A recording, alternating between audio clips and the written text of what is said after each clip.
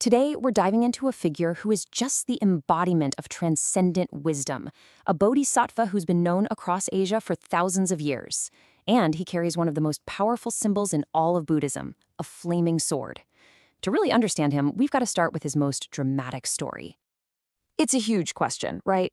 But according to one absolutely incredible legend, the answer isn't about bricks and mortar. Nope. It's about a primordial lake, a divine light, and one single decisive act of creation. So I want you to imagine the Kathmandu Valley, but not as the bustling place it is today. Picture it as a vast primordial lake called Nagadaha. This place is just teeming with nagas, these powerful serpent beings, and all sorts of other supernatural creatures.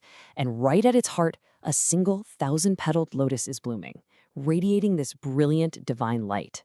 Now, from a sacred mountain way off in China, a powerful bodhisattva is journeying to this mystical lake. He sees this incredible flame, the Swayambhu flame, and he instantly gets its potential to bless the entire region. But there's a problem. It's totally inaccessible. He knows what he has to do. With one swift, decisive stroke of his flaming sword, he cleaves the mountains at a place called Chobar. The gorge just cracks wide open, and the waters of this great lake come thundering through, revealing a fertile valley totally ready for civilization. So this incredible story, this is the origin myth of the Kathmandu Valley, as it's told in the Swayambhu Purana. It's a powerful story of transformation, where these mythic waters pull back to reveal the cradle of a civilization. And this isn't just some fairy tale. The legacy of this one act is literally etched into the landscape. I mean, the Chobar Gorge, it's a real place you can visit. That divine lotus is said to have settled on a hill, which is now home to the sacred Swayambhu Nath Stupa, a huge pilgrimage site. And the very first settlement there, Manjushri, was named in honor of its creator. Okay, so this brings us to the hero of our story, this cosmic engineer with the flaming sword. This is where we finally meet one of the most significant figures in Mahāyāna Buddhism. His name is Manjushri, and he represents something called prajna. Now, this isn't just about being book smart. Think of it more like a deep, intuitive understanding that cuts through all the confusion like a laser, letting you see things exactly as they are. And what's really cool is that despite all this world-carving power, his name means gentle glory. He's one of the most revered bodhisattvas, which is a being who puts off their own enlightenment out of pure compassion to help everyone else find theirs first. Everything about Mañjuśrī tells his story, especially his symbols. That flaming sword isn't for physical combat. It's designed to cut through ignorance, which is seen as the root of all our suffering. The lotus and the scripture in his other hand, well, they represent the blossoming of that very wisdom. And the blue lion he's riding, that symbolizes the power of that wisdom to tame our wild, untamed minds. But Manjushri's story is filled with these incredible paradoxes. He's somehow both an eternal youth and this ancient teacher.